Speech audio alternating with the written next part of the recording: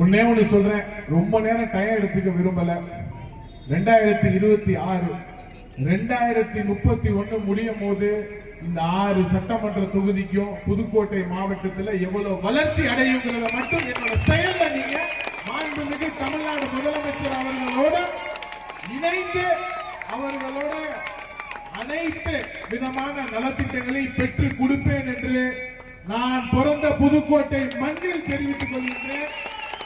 சும்மா இத்தனை நாள் 50 வருஷமா மாறி மாறி வந்தெல்லாம் அவங்க வந்துட்டு அடுத்து போறதுதான். நீங்க 5 வருஷம் கழிச்சு என்ன நீ இந்த மாவட்டத்துக்கு பண்ண நீங்க கேட்கிற அளவுக்கு, நீங்க கேட்காத அளவுக்கு என்னோட செயல்பாடு இருக்கும் என்பதை கூறி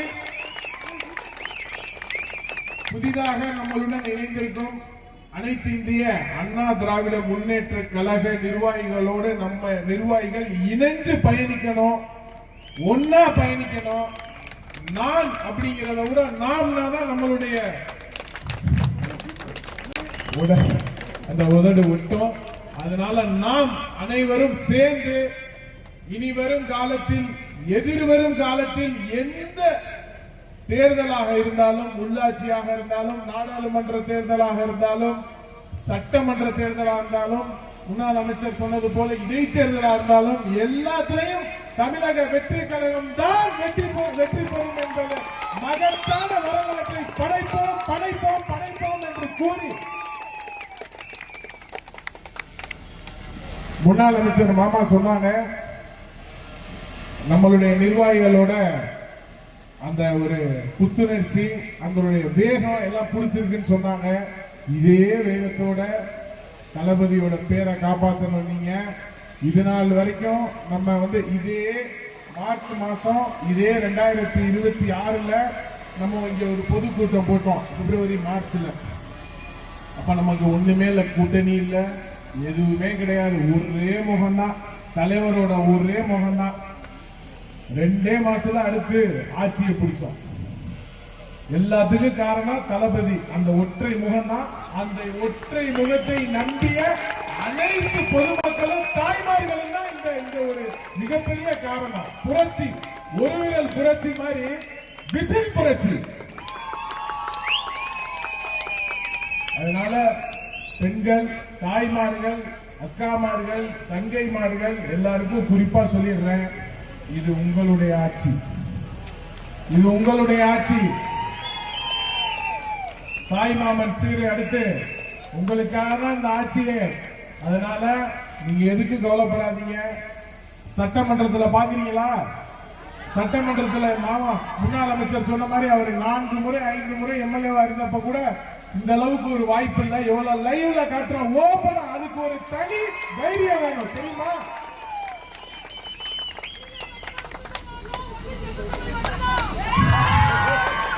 சொல்றாங்க நாடகங்கள் பார்த்துக்கிட்டு இருந்த காலம் போய் இப்ப நாங்க சட்டசபை பார்க்கிறோம் சொல்றாங்க.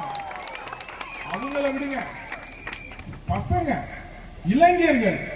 ஒரு காலத்துல இளைஞர்களுக்குன்னா அரசியல்னா என்னன்னே அவங்களுக்கு தெரியாது. இப்ப அவங்க சட்டமன்றம் பாக்குறாங்க, அவங்க ஃப்ரெண்ட்ஸ்ட ஷேர் பண்றாங்க. ஒரு நாளைக்கு அவ்வளவு வியூஸ், அவ்வளவு இது. அதை பார்த்துட்டு எதிர்கட்சிக்காரங்களுக்கு பயம் வருது, பயப்படுறாங்க. நம்ம ஒண்ணும் இல்லைங்க, நமக்கு மேல ஒரு சக்தி இருக்கு, அது நம்மளை பார்க்குது. மக்களுக்கு உண்மையா செயல்படணுங்கிற ஒரே குறிக்கோள், ஒரே எண்ணம் தான் நம்ம தமிழ்நாடு முதலமைச்சர் அவர்களுக்கு. அதை நம்ம அழகா கொண்டு போவோம். நமக்கு ஒண்ணுமே இல்லைங்க, நமக்கு குதிரைக்கு கடிவாளம் கட்ட மாதிரி நேர்கொண்ட பார்வை தான். தலைவர் தளபதி மட்டும்தான், அவருடைய கொள்கை மட்டும்தான். நிம்மதியா, மகிழ்ச்சியா, நல்லபடியா வீடு போய் சேருங்க. ஒன்றியங்கள்ல இருந்தெல்லாம் வந்திருப்பீங்க, 2 வீலர்ல வந்தா பார்த்து போங்க, சரியா? நல்லபடியா போயிட்டு நம்மளுடைய கட்சி பணி, வளர்ச்சி பணி, அடுத்து என்னென்ன களப்பணி இருக்கோ அதெல்லாம் செய்யுங்க. உள்ளாட்சியில 100க்கு 100 நம்ம ஜெயிக்கணும். அங்க இருக்கிறவங்க யாரு வேணாலும் ஒன்றிய கவுன்சிலர் ஆகலாம், ஒன்றிய சேர்மன் ஆகலாம், ஊராட்சி மன்ற தலைவர் ஆகலாம், மாவட்ட கவுன்சிலர் ஆகலாம், மாவட்ட சேர்மன் ஆகலாம், கூட்டுறவுல அர்பன் தலைவராகலாம், டவுன் பேங்க் தலைவராகலாம், சென்ட்ரல் பேங்க் தலைவராகலாம், ஆவின் தலைவராகலாம், வேளாண்மை கூட்டுறவு தணிக்கை தலைவராகலாம், யாரு வேணாலும் ஆகலாம். ஆனா உழைக்கிறவங்க தான் ஆக முடியும் தமிழக. சரியா? உழைக்கணும். நான் இங்க நிக்கிறேன்னா என்னை பொதுச் செயலாளர் உட்காரவே விட மாட்டாரு, ஓட விடுவாரு வேலை. அப்படித்தான் கடந்த காலத்தில் இருந்த மக்கள் இயக்கத்தில் இருந்த மாவட்ட தலைவர்கள் எல்லாமே அப்படி உழைச்சுதான் இன்னைக்கு அமைச்சரா வந்து நிக்கிறோம். சும்மா இந்த இடத்துல நம்ம வரல, உங்க எல்லாத்துக்கும் தெரியும். அவ்வளவு விமர்சனம், அவ்வளவு எதிர்ப்பு, எல்லாத்தையும் மீறி தான் வந்தோம். இதே நகராட்சியில நான் ஜெயிச்சு கவுன்சிலரா போனேன். ஒரே ஒரு ஆளா அந்த கார்பரேஷன்ல உட்கார்ந்து இருப்பேன், மரியாதையே இருக்காது.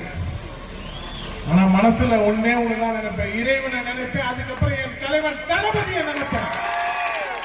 நினைச்ச நின்ற தலைவர் தளபதி என்னுடைய குடும்பத்துக்கு எட்டாக்கடியாக இருந்த அந்த சட்டமன்றம் இன்னைக்கு என் தலைவர் தளபதி மூலியமா சட்டமன்றத்துக்கும் போனேன், அமைச்சராகவும் ஆனேன். எனவே உழைப்புக்கு என்னைக்கும் பலன் உண்டு. அதனால எதுக்கு கவலைப்படாதீங்க. அவன் உழைப்புக்கு ஏற்ற தகுந்த பதவி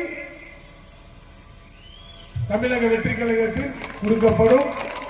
நீங்க எல்லாம் உழைக்கணும், உழைச்சு நல்லபடியா வாங்க. ஊர்ல கிராமத்துல பெரியவர்கள், தாய்மார்கள், வயதானவர்களுக்கு எல்லாம் என்ன வேணும் போய் உட்காருங்க, பூத் வாரியா உட்காருங்க, பேசுங்க, அவங்க கிட்ட இன்டராக்ட் பண்ணுங்க.